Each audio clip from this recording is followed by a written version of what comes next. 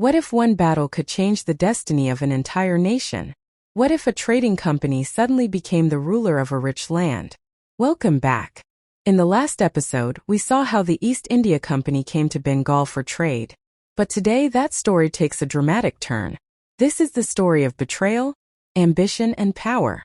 In the early 18th century, Bengal was one of the richest regions in India, and ruling it were powerful Nawabs, Murshid Quli Khan, Alivardi Khan, and later Sirajuddaula. But there was a problem. The East India Company was no longer behaving like traders. They wanted to avoid taxes. They built forts without permission, and slowly they began interfering in politics. The Nawabs were not happy. Tension was rising, and a storm was about to begin. In 1756, a young ruler stepped onto the throne, Sirajuddaula. He was bold. He was determined, and he was not afraid of the company. He gave strict orders. Stop building forts. Stop interfering in my kingdom. Pay your taxes properly. But the company refused. That refusal would lead to war. With anger and determination, Sirajuddaula marched with 30,000 soldiers. He captured the company's factory at Kasimbazar, and then moved towards Calcutta. The British were shocked. They were unprepared. Fear spread quickly, and many British officials fled. The company had been challenged, and now it wanted revenge. From Madras, the company sent a man known for his courage and cunning, Robert Clive. His mission was clear: defeat Sirajuddaula, restore British power in Bengal. But Clive didn't rely only on the battlefield. He had a secret plan. Clive secretly contacted Mir Jafar, one of the Nawab's commanders, and he made a tempting promise. If you help us win, we will make you the Nawab of Bengal.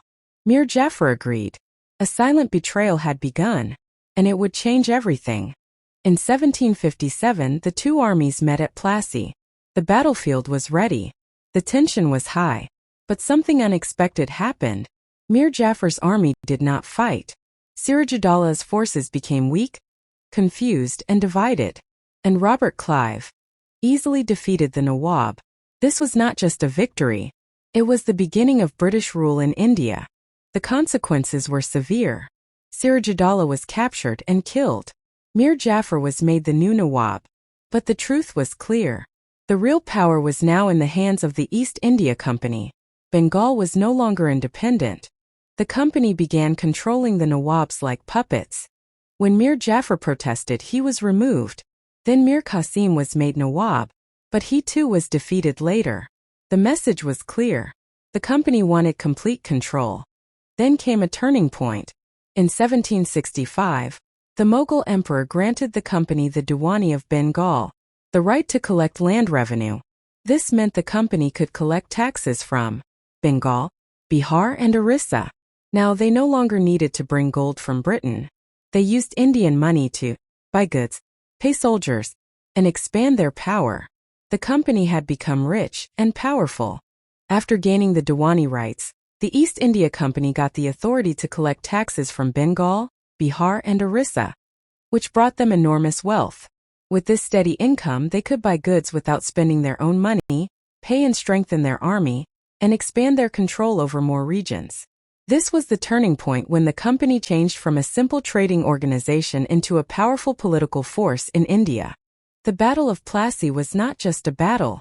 It was a turning point in Indian history. The East India Company was no longer just a trading company. It had now become a political power. And this was just the beginning. Right arrow in the next episode, we will see how the company expanded its rule across India.